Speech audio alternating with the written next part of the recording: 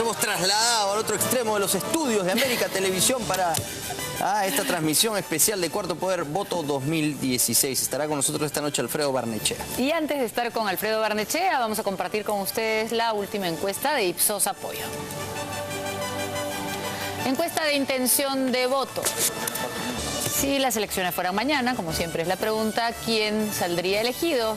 El 30% votaría por Keiko Fujimori. En segundo lugar, Julio Guzmán, de Todos por el Perú, sorprende con un 18% según esta encuesta de Ipsos Apoyo. Pedro Pablo Kuczynski en el tercer lugar queda con 9%. César Acuña baja, con todas las denuncias a cuestas, a un 6%. Alan García, Alianza Popular, 5%. Verónica Mendoza, de Frente Amplio, 4%. Alfredo Barnechea, de Acción Popular, 4%. En segunda vuelta, ¿qué pasaría entre Keiko Fujimori, de Fuerza Popular, y Julio Guzmán, de Todos por el Perú? 45% de la lideresa de Fuerza Popular versus un 43% del candidato de Todos por el Perú. Eventual segunda vuelta entre Keiko Fujimori y Pedro Pablo Kuczynski daría como resultado a Keiko Fujimori con 44% y Pedro Pablo Kuczynski con 39%. Otro supuesto escenario, Keiko Fujimori de Fuerza Popular 48% versus César Acuña de Alianza para el Progreso 28%. Posible segunda vuelta entre Keiko Fujimori y Alan García daría como resultado Keiko Fujimori 52%, Alan García 17%. Compartimos la ficha técnica, como corresponde por ley, ahí la tienen, realizada por Ipsos Perú por encargo del comercio. Entre el 13 y el 18 de febrero de este año. Y esos son los principales resultados de la encuesta de Ipsos Apoyo que se ha dado a conocer el día de hoy. Y con estos datos y, por supuesto, conversando sobre todos los otros temas de interés, recibimos esta noche al candidato de Acción Popular, Alfredo Barnechea. Muy buenas noches. Buenas noches. Muchas gracias por invitarme. Gracias por estar aquí. Muy encantado. Bueno, en esta segunda ocasión aparece ya usted en el cuadro de los que más votación tienen, aunque todavía aparece con un 4%. ¿Cómo toma esto? Bueno, yo no creo en esa encuesta. Acabo de estar en el Cusco, el recibimiento apoteósico. Hemos estado antes en Pucallpa, en Tumbes, en Chiclayo. Me he acordado lo que decía Fernando Belaúnde. ¿Saben que el año 80 a Fernando Belaúnde lo pusieron hasta el final de la elección? Era el tercero en las encuestas, pero barrió la elección. Las encuestas privadas que hemos conocido, los puntos que nos dan ya es 11%, y a Guzmán no en 18, sino en 13%. Y lo que se siente en las calles es un poco eso, ¿no? Ahora, en todo caso, déjame decirte que, bueno, como igual que las encuestas públicas, algo que no son... las encuestas tienen esta característica, aun si fuesen ciertas. A ver, Apoyo se ha equivocado siempre. Tengo acá el resultado del 2011, en que tuvo durante meses a Humal en 5 puntos, después lo subió un poquito a 10, se equivocó 18% con Humal. El 2011, pero en fin, esas son anécdotas. Las encuestas son, Sol, mientras se prepara el cuestionario, sale el trabajo de campo, ese proceso es muy vieja. En situaciones tan dinámicas ya no te revelan lo que está pasando hoy. No, claro, ¿no? La encuesta es la fotografía de un momento y obviamente es el momento en el que se hace el trabajo de campo, un momento pasado.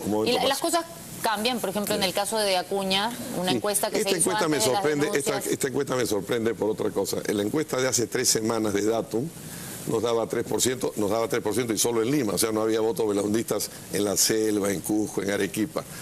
Y 3 semanas después subimos 1%. ¿No? Yo te he traído el video de lo del Cusco, llenamos la plaza del Cusco. Llenamos una plaza de Trujillo, que nadie ha hecho un meeting. Hemos tenido un recibimiento multitudinario en Pucallpa. Mira, la gran encuesta es el 10 de octubre, y yo creo que, como lo vengo diciendo, esa va a ser un enfrentamiento en la elección entre dos modelos de gestión económica y política.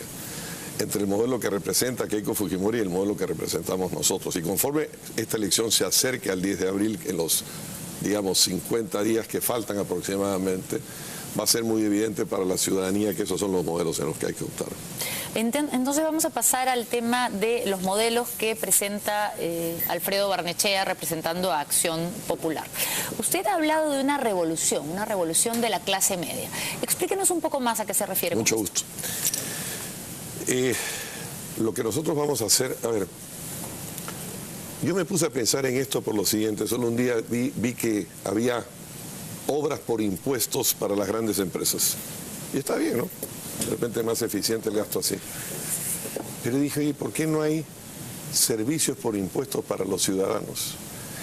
El eje de la discusión y el eje de la discrepancia entre los dos modelos es que el modelo de fujimorismo y de los que han seguido todos los otros candidatos y gobiernos después se ha preocupado en los 25 años de los grandes números, de la economía, de defender a las empresas, pero se han olvidado de la gente.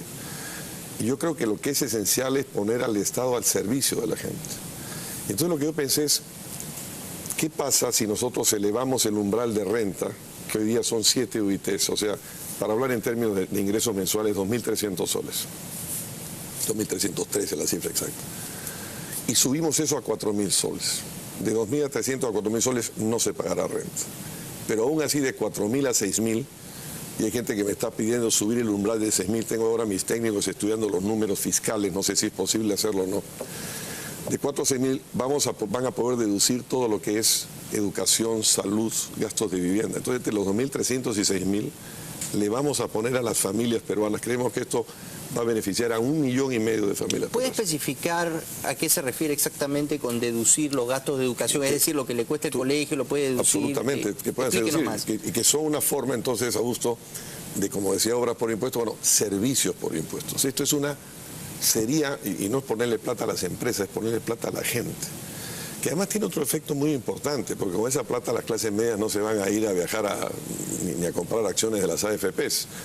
Lo que van a hacer es, van a inyectar esa plata en el consumo y por tanto van a tener un efecto de reactivación en la economía, pero van a hacer una gran inyección de dinero a las clases medias. ¿Tendrá un impacto importante en la economía esto? Sin duda ninguna, sin duda ninguna. Hay una cosa que me genera dudas, y es que cuando lo escucho hablar me da la impresión de que estuviera hablando de un país en el cual la mayor parte de gente paga impuestos y por lo tanto la mayor parte de gente se va a ver beneficiada por el hecho de que le reduzcan el monto a partir del cual tiene que pagar impuestos. Pero cuando hablamos del Perú hablamos de un país donde la mayor parte de la gente no paga impuestos. A ver, sí y no. No es correcto. El impuesto a la renta. No, pero un momentito. Pero el problema, mi querida Sol, es que la mayoría del impuesto que se cobra en el Perú no es renta. No, pero es que usted me ha hablado del impuesto a la renta. No, pero es que esto es muy importante. El 50% del ingreso fiscal es un gasto indirecto. Y eso lo paga todo el mundo. Claro, pero usted me hablaba del impuesto a la renta. Y la renta no, pero es que este es un dato muy importante. Pues 50% es el impuesto indirecto, que es el IGB, y eso lo paga todo el mundo, formales o no formales. Entonces usted va a reducir el IGB. No, yo no estaba hablando, me estás hablando de quienes pagan impuestos o no. Y la renta, que era el año pasado, que el año anterior fue 36, 37%, este año está cayendo a 33%. Entonces, cuando la mitad del ingreso fiscal es impuesto indirecto, lo paga todo el mundo. No, pero yo me refería solo a lo que usted me acaba de decir. Me estoy refiriendo al impacto que puede tener la medida de cambiar el umbral del impuesto a la renta. Y le reitero la pregunta una sola vez y después ya pasamos a otro tema. En un país donde la mayor parte de gente... No, a ver si me contesta. En un país donde la mayor parte de gente no paga impuesto a la renta, ¿qué tan grande puede ser ese impacto? Claro, pero sí admite usted que hay un problema grave de informalidad en nuestro país. Sí, por eso hemos hecho una propuesta sobre eso. Pero déjame decirte una cosa para hablar ya de la renta. Ya te dije que cuando paga la mitad de la recaudación fiscal y IGB la paga todo el mundo, y la renta la pagan 4,5 millones, de los cuales 3,5 no pagan renta, y 1,5 que sí paga. En consecuencia, ese 1,5 es una cantidad importante, pero de todas maneras, en ese segmento de 2.300 a 6.000 vamos a beneficiar a 1,5 millones de familias peruanas. Sobre el tema de la formalización, Augusto, yo he planteado otra cosa que he pensado mucho, es decir, esto hay que cambiarlo, porque efectivamente nadie sabe el número de la informalidad. Hay 17 números distintos. Si tú vas a la INEI, te dicen, no, la formalidad, si lo medimos, son 20 y tantos. Porque vas al Foro Económico Mundial, te dice 56. Vas al Banco Mundial. Pero es probable que más de la mitad de la población económicamente activa no sea formal. Como nosotros también hemos planteado en esta revolución en libertad para beneficiar a los peruanos y no a las empresas, que es el gran cambio de un modelo, hemos planteado un piso universal de salud y que vamos a subsidiar medicamentos de las enfermedades más comunes. Yo pensé, oiga, esto no es justo si hay una mitad o más de la mitad que no paga. Para que se beneficien de eso tienen que formalizarse. Y en consecuencia hemos planteado también un impuesto plano. O sea, amarrar la salud gratuita a la formalización. Sí, no solo la salud gratuita, sino todos los bienes que el Estado te entrega. Acá no se trata de regalar nada, acá hay que pagar. O sea, usted contribuye y el Estado a usted le va a dar los servicios. Por supuesto. En consecuencia, lo que hemos hecho es fijar, de una manera, la verdad que te voy a ser sincero, lo decidí yo, en base a una serie, no dijo, este es el número, 2% del salario mínimo, 15 soles. ¿Por qué? Porque yo quiero que también los que están en pobreza extrema puedan pagarlo. Si tú tienes $1 diario, porque pagando eso van a tener acceso a los bienes. Yo creo que eso va a ser una gigantesca formalización que además va a generar recursos. En consecuencia, eso también es otra de las cosas que... ¿Y cómo es la parte práctica de eso? ¿Cómo se va a verificar? ¿Cómo se va a recaudar el impuesto? Tengo una idea un poco loca que me da vueltas en la cabeza hace mucho tiempo y que, para ser sinceros, no es una idea original mía. Cuando estuve en Washington trabajando en el Banco Interamericano, un día vino a vernos al presidente del banco y a mí un tipo muy interesante que es Nandan Nikelani. Él es un indio que fundó Infosys, es el padre de la tecnología de la información en la India. Y nos contó que tenía un proyecto que ya está en marcha en la India, todavía no ha terminado, de crear un solo documento de identidad biométrico. Y yo le dije, ¿por qué? ¿No hay un DNI? No. Si hay un indio en el estado de Kerala que tiene una licencia de conducir, eso no le vale en Agra. Y si el de Agra tiene un documento de identidad, no le vale en el Punjab. Vamos a crear un solo documento de identidad indio y en ese chip está incorporada toda la información necesaria. Desde que tuve esa conversación dije, hombre, esto es un gran instrumento que podría servirnos para pagos, para informaciones, para muchas cosas. Entonces yo diría que yo quisiera aplicar un proyecto de ese tipo. No puedo hablar mucho más de eso porque es una idea todavía preliminar que tengo. Le he escrito a Nikelani, que ya me contestó, y que me dice, esto pasa una larga explicación de lo que han hecho en India, y creo que se podría aplicar. ¿Es muy complicado lograr eso? Parece que no. ¿Cuánto tiempo usted estima que se podría lograr tener ese tipo de documentación? No te podría contestar eso, porque no me parecería serio que te dé un número, pero por lo que me dice... pero se puede hacer. Sin duda ninguna. Ahora, estas ideas que usted va teniendo, nos imaginamos que las trabaja con un equipo. Sí. ¿Y quién es su equipo? Porque muy poca gente sabe quién es su equipo. A ver, eso tiene se puede contestar de dos maneras. Una es la que no voy a contestar, que si no, oye, ¿usted quién va a ser su ministro de Economía? ¿Quién va a ser eso no lo sé. No lo sé porque además cuando llegue al gobierno vamos a necesitar hacer pactos políticos.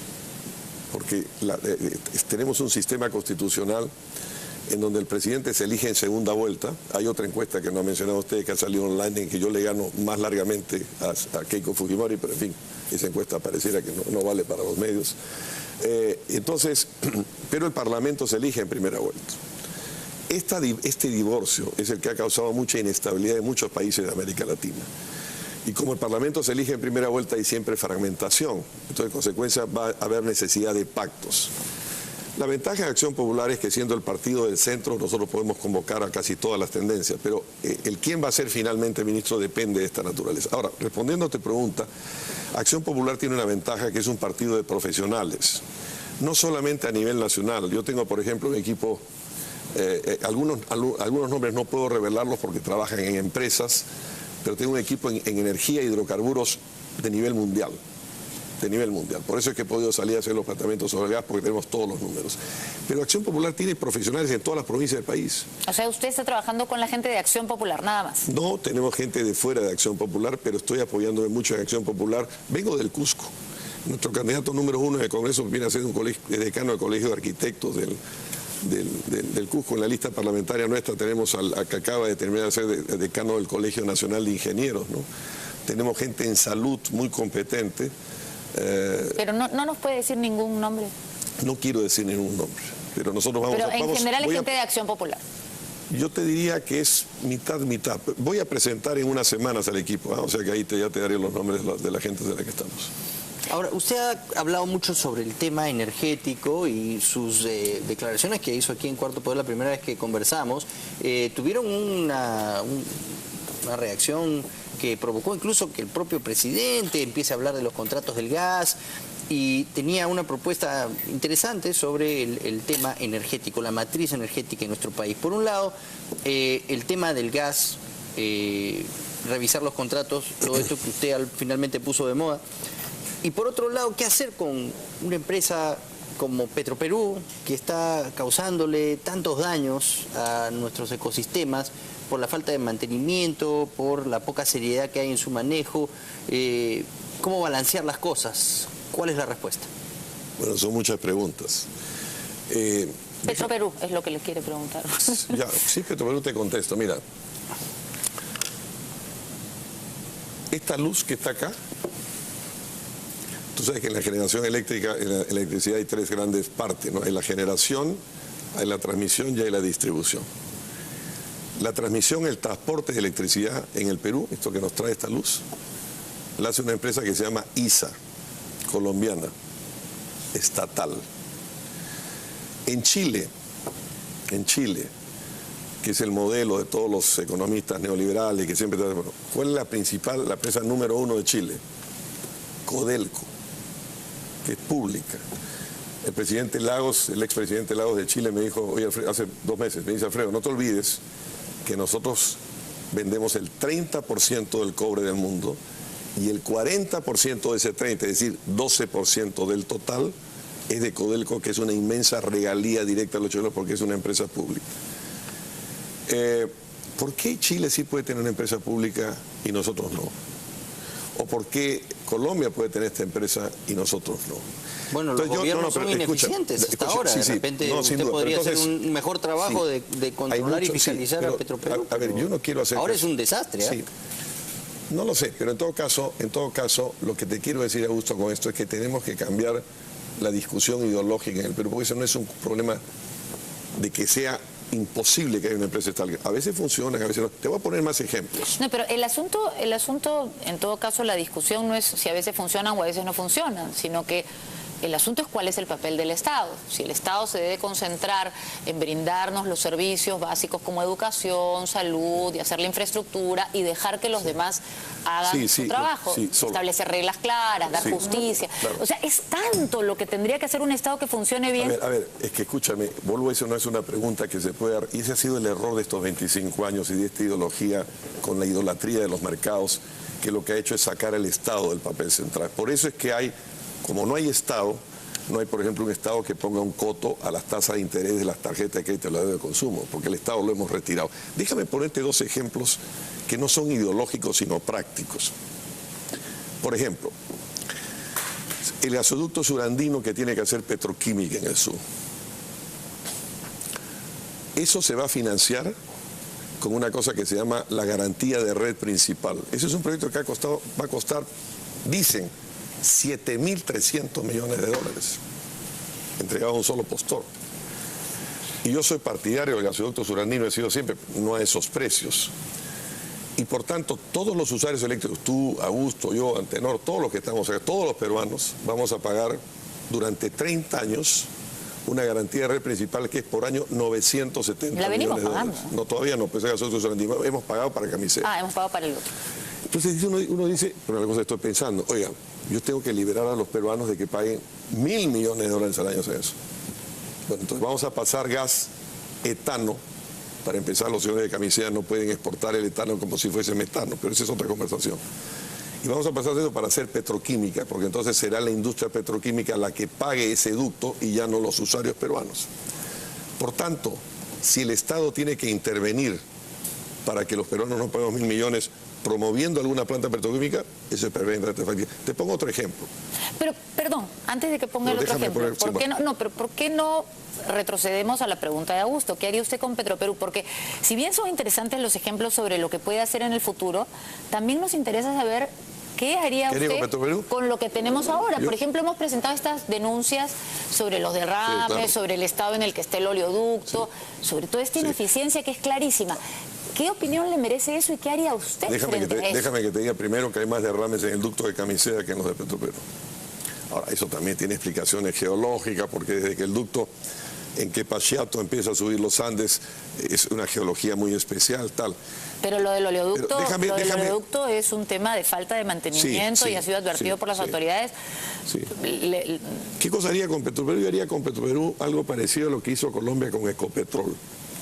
Pondría una parte de las acciones en bolsa, haría un manejo corporativo distinto, vería en qué cosas es eficiente y en qué cosas no es eficiente, pero no tengo una anteojera ideológica para hacerlo. Por ejemplo, te voy a poner otros ejemplos en los que el Estado interviene. El Estado puede intervenir de muchas maneras. Cuando tú tienes un proyecto de qué, por ejemplo, de irrigación, y tú tienes que hacer un túnel trasandino de 30 kilómetros. Estoy pensando en mi tierra en Ica, que es uno de los proyectos que quiero hacer, un proyecto de irrigación, porque tenemos un mega proyecto para cada región. Y entonces el Estado puede hacer, como lo ha hecho en Olmos, un proyecto de lo que en inglés se llama un take or pay. No es el Estado el que lo hace, pero el Estado garantiza que si nadie compra, el Estado le compra, en el caso de Olmos son 450 millones de metros cúbicos al año. Es una manera que puede intervenir el Estado. El Estado puede intervenir de muchas maneras. Lo que tenemos que terminar... ¿Un Estado que participa en la empresa? Yo creo, Rosol, si tú me permites, y esta es una pregunta muy interesante y central en lo siguiente. Yo creo que lo que es un error de este modelo es en minimizar el rol del Estado. Y cada vez que tú hablas del Estado, aparece un señor, usted es un populista, usted quiere hacer un Estado empresario, usted quiere hacer... No es eso. No hay un solo caso en el mundo, en la historia del mundo, ni uno, que se haya desarrollado sin un Estado duro. ¿Qué quiere decir esto? Eso no quiere decir un Estado que sea propietario de empresas de cine, como hubo en el pasado en el Perú, o que se mete en todo, no. Pero es un Estado que cobra los impuestos que hay que cobrar, que castiga los delitos que hay que castigar. Es decir, un Estado que sirva de árbitro, que defienda a los ciudadanos, que cuando hay una banca que cobra 200% de interés no se lo permita. Entonces, eso es un Estado muy importante y ese Estado es el que no hemos tenido. Pero ese Estado puede existir al margen de si participa o no en empresas, trata de minimizar su... por supuesto. ¿No? A ver, vamos a... Involucrarse en muchas cosas, sobre todo en este país donde nos cuesta mucho ser eficientes. Yo soy un partidario de la empresa privada. Yo creo que mientras más hace la empresa privada, mejor. Usted estuvo en contra de la estatización de la banca. Pues. Sí, claro que sí. Eso es un disparate. De modo que yo creo que pero no solamente la gran empresa, la pequeña y la mediana empresa, a la que hay que darle apoyos que en este momento hoy no se le están dando. Yo soy partidario de la empresa privada. Si tú puedes, lo lógico, Sol, en teoría, es por supuesto, el Estado tiene que concentrarse en las cosas esenciales que tiene que hacer. Los Estados fueron hechos, desde los tiempos en que nacen los Estados modernos, para dos cosas fundamentales. Para ley, vamos a darle ley y orden o seguridad a los ciudadanos. Pero hay una historia de evolución en los derechos. En el siglo XVIII fueron los derechos políticos, en el siglo XIX, eso fue la Declaración de Derechos del Hombre y del Ciudadano, la Revolución Francesa, en el siglo XIX vinieron los derechos sociales, el derecho a la huelga, el derecho al voto a la mujer, tú no hubieras votado en el siglo XIX. Y en el siglo XX, después de la Gran Depresión, con los gobiernos de Roosevelt, con los gobiernos del Estado de Bienestar en Europa, vinieron los derechos económicos. Entonces, en principio, el Estado tiene que concentrarse en las cosas que tiene que hacer, pero a veces hay que hacer cosas. Te voy a poner un ejemplo práctico en el que estoy pensando. Yo quiero desarrollar el hierro en Andahuaylas. En los países en donde hubo hierro y carbón, hubo siderurgia, en donde hubo siderurgia hubo desarrollo industrial, donde hubo desarrollo industrial hubo civilización. Bueno, nunca hemos tenido carbón en esa zona, pero tenemos gas que cumple la misma función de calor. ¿Por qué no producimos hierro esponja y hacemos valor agregado del hierro que está en Andahuaylas? Entonces, ¿usted cree que el Estado tiene que decir qué cosas se deben producir? No, yo creo no. Pero creo que en muchas te he puesto el caso del canal de irrigación, te he puesto el caso, nadie habría hecho la carretera marginal sino el Estado.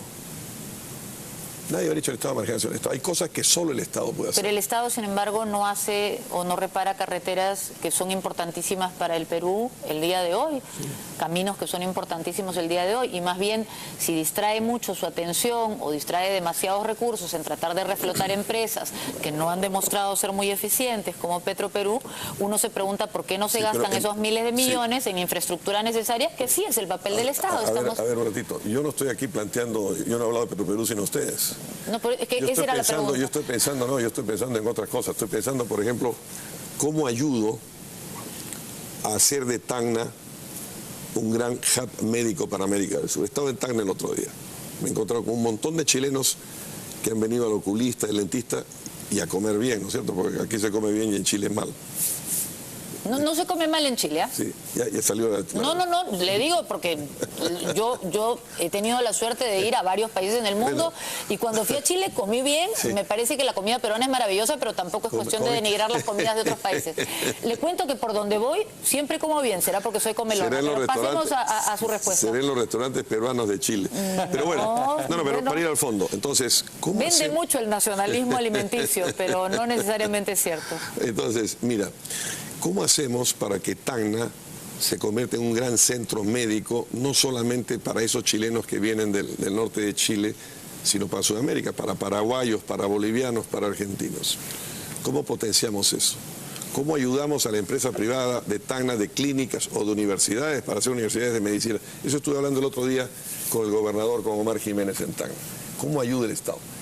El proyecto de irrigación de Pampas Verdes en Ica, que va a crear 218.115 hectáreas entre Nazca y Carabelí. Siempre eso se financia con, los proyectos de irrigación siempre se han financiado en el mundo básicamente con electricidad. Entonces, les hacemos una oferta de take or pay igual que Olmos. Esa es la función. Yo estoy pensando más en ese tipo de participaciones en el Estado, de crear empresas. O sea, un Estado que está detrás como garante de que si las cosas no funcionan, el Estado paga. Bueno, eso pasó, eso ha pasado, eso pasa en todos los proyectos, ¿no? Ahora, no, pero más allá de que pase, la pregunta es si eso le conviene a los peruanos. Porque usted, por ejemplo, parece estar inspirado en los estados de bienestar. Es más, yo he estado leyendo que los defiende de diferentes maneras y, sin embargo, los grandes estados de bienestar que están en Europa están en una situación catastrófica. Estaba esperando tu pregunta. A ver. ¿Es usted clarividente? No, ya me lo han dicho mucho eso. Si el Estado, entonces me han dicho periodistas. Perdóneme por decir cosas que ya le han dicho. El Estado de mucho. Bienestar es un desastre. Eso es una tontera. El Estado ¿No hay crisis europea? Escúchame, Sol, pues no se puede plantear una cosa sobre un tema tan fundamental. Usted es el que me ha dicho que es una tontera lo que acabo de decir. No he dicho eso, Sol. Lo que estoy diciendo, hay unas periodistas que plantean que el Estado de Bienestar, mira, el Estado de Bienestar ha sido una de las grandes cosas que se han hecho en la historia del mundo. Ha sido una de las grandes conquistas de civilización. Transformaron las sociedades. Lo que era Suecia a principios del siglo XX no tiene nada que ver con lo que es Noruega, que es un estado de bienestar, se transformó en el país más competitivo del mundo y es un estado de bienestar. De modo que cuando hablan de la crisis del estado de bienestar, hay obviamente un cambio fundamental demográfico en Europa, que son poblaciones que envejecen. Y al ser poblaciones que envejecen, son poblaciones que pueden financiar menos un estado de bienestar. Eso es lo que ha pasado. En el Perú también está pasando. No. La tasa de natalidad ha descendido tremendamente según las últimas cifras pero nosotros, del Perú. Sí, pero nosotros tenemos, mi querida Sol. Y además no pagamos impuestos. Pero déjame hablar, porque si no estamos... Sí. Me interrumpe. No, usted nos está no me diciendo... interrumpa tanto. No sea más cariñosa con su modesto invitado que tiene que usar sus medios para hablar. Mira, Sol. Nosotros tenemos una situación muy diferente a la de Europa. Nosotros tenemos una cosa fundamental, que es un bono demográfico. Ese bono demográfico no dura mucho tiempo, pero nosotros tenemos un bono demográfico para que los tengan. ¿Qué cosa es un bono demográfico para nuestros oyentes? Entonces es cuando tú tienes en tu población que trabaja, la gente que entra al mercado de trabajo es mucho más de las que sale. Tenemos una situación bastante parecida a la que tuvieron los estados del sudeste asiático cuando empezaron su despegue. Por lo tanto, tenemos una situación completamente distinta a la otra. Entonces, cuando uno habla del estado de bienestar son situaciones muy distintas, pero uno no puede partir de la premisa de que el estado de bienestar es una ruina y no sirvió para nada. No. La afirmación no era esa. La afirmación era que están en crisis porque el dinero que se requiere para sostener un estado de bienestar no necesariamente se produce por las sociedades en las cantidades necesarias. Es más complejo el tema. Y entonces resulta que la gente vive de jubilaciones que nadie tiene cómo pagar. Sí. A ver. La gran sociedad en donde comienza el estado de bienestar, Sol, no comienza en el siglo XX, comienza en el siglo XIX. No lo presenta un socialista ni un hombre de la izquierda, lo hace un reaccionario prusiano que se llamaba Bismarck. Y él quiere darle a los obreros alemanes ciertos beneficios para robarle la clientela a los partidos socialdemócratas que comenzaban a surgir. Por tanto, el estado de bienestar europeo comienza en Alemania. Alemania, en una economía mixta, en una economía social de mercado, fue uno de los estados de bienestar que más creció. El problema que tiene Alemania es un problema distinto a lo que estamos hablando. El problema que tiene Alemania, que ahora se ve muy claramente con la inmigración, donde la canciller Merkel está en una posición casi aislada en Europa, es que Alemania, a partir de 1989 y 90, con la caída del muro de Berlín y el fin de la República Democrática Alemana, absorbió, se compró un país. La proporción del marco alemán con el marco oriental era 4-5-1, pero les pagaron 1-1. Eso fue un enorme costo fiscal que ha tenido un gran impacto sobre el estado de bienestar. Vemos que las causas son muy distintas, pero yo no soy un irresponsable fiscal, yo creo en los equilibrios fiscales. Una de las cosas que estamos haciendo y que planteo a mi equipo siempre, oye, si hacemos esta revolución de clases medias, yo le voy a quitar plata al fisco. ¿Cuánto le voy a quitar? Y eso, ¿cómo lo voy a recuperar? Por eso es que lo que estamos planteando está todo conectado. Yo creo que lo que es fundamental, solo, yo creo que llegó la hora de la igualdad en el Perú. Esta es la gran tarea que tenemos. Y esa hora de igualdad significa devolverle a los ciudadanos cosas que el Estado no les ha dado. Naturalmente eso tiene costos fiscales, pero así como tenemos que tener, ¿me vas a interrumpir o no? Termino de un nuevo pacto, un nuevo pacto social, también tenemos que tener un nuevo pacto entre el Perú y las industrias extractivas, para que podamos recibir más dinero por eso y poder equilibrar las cuentas. ¿Y en qué va a invertir ese dinero primero? En la gente. ¿Pero cómo? Porque usted ha mencionado, por ejemplo, el sudeste asiático y ha dicho que nosotros tenemos una situación parecida en bono demográfico. En lo que es el bono, pero según he escuchado a otras personas, que algo creo que saben, una de las grandes diferencias que tenemos con el sudeste asiático es la educación. Y estamos muy lejos de tener la base que ellos han tenido para sus crecimientos, que es la base de educación. Entonces, la pregunta es, más allá de todas estas cosas que pueden generar bienestar, como subvencionar las medicinas, ¿cómo va a ser Alfredo Barnechea para que la población tenga la educación que se requiere para convertirse en un país desarrollado? Pero tengo que mi manía de, no sé si de periodista, o de conferencista, o de historiador, tengo que hacerte una corrección. Cuando los países del sudeste asiático comenzaron, no tenían esa educación. No, pero la prioridad la ponen en la educación. Es muy importante. No, es que no crecieron por eso. Los países del sudeste asiático crecieron con mano de obra muy barata exportando. Corea es un caso clarísimo. Tú sabes que Samsung, que es hoy día la primera empresa o una de las primeras empresas del mundo en tecnología que produce estas cosas maravillosas, empezó como una empresa que vendía en carretillas comida, lo que llamaríamos en el Perú fritangas. Empezaron a producir textiles muy baratos, usando mano de obra barata. De ahí pasaron a producir carros. Hyundai pasó después a producir astilleros. O sea que la educación no ha sido fundamental en el desarrollo. En algunos países más que en otros. No es que al final no fuese importante. Sí lo es, y el Perú tiene muy mala educación. Hace una semana ha salido el informe PISA, que incorporó a varios países de América Latina, incorporó a México, Uruguay, Chile, Colombia, nosotros, creo que Costa Rica, y Perú es el último. 74% de los estudiantes, o sea, 3 de cada 4 estudiantes que salen de los colegios del Perú salen sin poder comprender textos bien. Por eso, pues con un pueblo que no entiende lo que lee, con una masa de gente que no comprende, que no está bien educada, ¿cómo podemos construir un país? ¿Qué podemos hacer para mejorar la tan ansiada revolución educativa? Una de las cosas fundamentales es, por supuesto, cambiar la educación. Yo creo que el Perú puede cambiar su educación rápidamente. A ver, ¿en qué sueño con la educación peruana yo? Yo creo, y uso mucho mi experiencia personal, yo soy un provinciano, yo estudié todo mi colegio en Ica, fui a un colegio de curas, ¿no? Un colegio privado, pero en realidad lo que yo me acuerdo de mi colegio me lo enseñaron los profesores laicos que salían del Colegio Nacional. De modo que yo soy un producto de la educación pública indirectamente. Y creo que lo que hace fuerte a la sociedad siempre es la educación. Porque ¿qué cosa hay que fortalecer?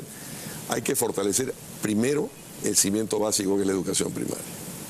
Hay una vieja frase que dice, cuide el comienzo que el final se cuida solo.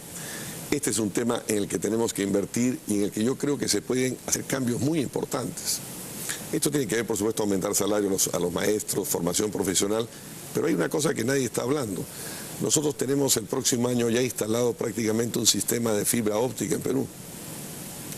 Podrían tener todos los colegios del Perú conectividad, podrían ser esos maestros intermediarios entre la inmensa cantidad de programas que hay hoy en el mundo online de educación y saltar muy rápidamente de piso, yo creo que eso es perfectamente factible.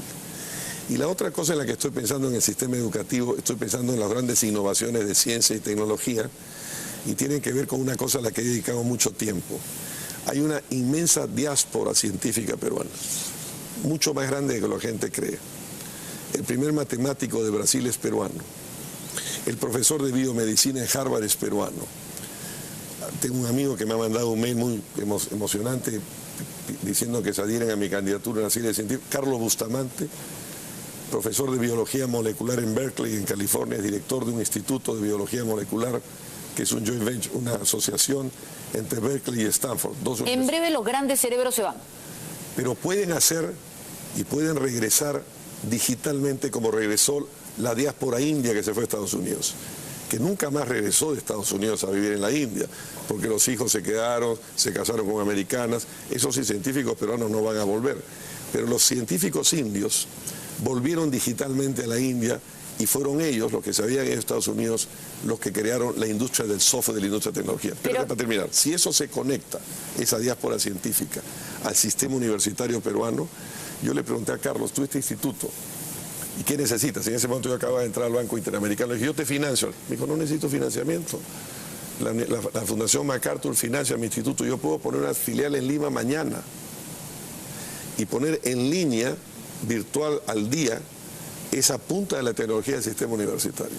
Si nosotros, esta es un poco la idea global que tengo sobre la educación, juntamos las dos puntas de la vela y mejoramos el cimiento primario y metemos esto al sistema universitario, yo creo que podemos transformar la educación peruana brutalmente.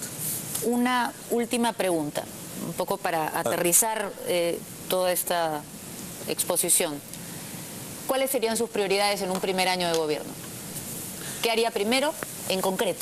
Yo lo primero que haría es una reforma de la policía para tener una seguridad, una primera reforma de la policía que es desplazarla de cosas que no tiene que hacer, meter más inteligencia, aumentar efectivos, priorizar los distritos críticos que están en seguridad y a esos meternos, aplicar lo que hicieron dos ciudades que conozco bastante bien, que son Ciudad Juárez en México y Medellín en Colombia. Cuando yo quise ir en el Banco Interamericano a visitar Ciudad Juárez, me dijo, oye, firma esta carta que va por tu propia responsabilidad porque es la ciudad más peligrosa del mundo. Hoy no es la ciudad más peligrosa del mundo. Vemos que hay dos ejemplos muy interesantes que podríamos reducir rápidamente la seguridad. En segundo, haría esta revolución de las clases medias inmediatamente, una revolución fiscal, y lanzaría un programa del 1.000.000 de nuevas viviendas que nosotros queremos hacer, financiadas a 30 años con una tasa preferencial, no regaladas, no hechas por el Estado, hechas por la empresa privada, donde el Estado lo que aporte es suelo. Haría también lo de la salud rápidamente. Tendríamos un conjunto de medidas que aplicaríamos en los primeros 100 días. Todo esto lo vamos a presentar en unas semanas en un programa y con el equipo que tú me estás pidiendo. Pero esencialmente, el Perú tiene que jugar el 10 de abril entre dos modelos. O continúa con más de lo mismo, elige a Keiko Fujimori, o volvemos a las políticas de desarrollo de Belaúnde, a la búsqueda de un país con igualdad y votan por nosotros. Yo invito a la señora Keiko Fujimori a un debate porque ella no tiene ninguna idea nueva sobre el Perú. Seguramente todavía no tengo los números en las encuestas para que me acepte el debate, pero ya lo tendrá conmigo porque esta es la gran elección del 10 de abril. Bueno, muchas gracias por haber estado. Nos va a encantar tenerlos debatiendo acá. Les agradezco mucho. Así que hecha esta su invitación. Muchas gracias por habernos acompañado. Estaba encantado de estar aquí. Muy bien, así Alfredo Barrenechea esta noche en Cuarto Poder. Hacemos una breve pausa y hablamos con más. Se olviden de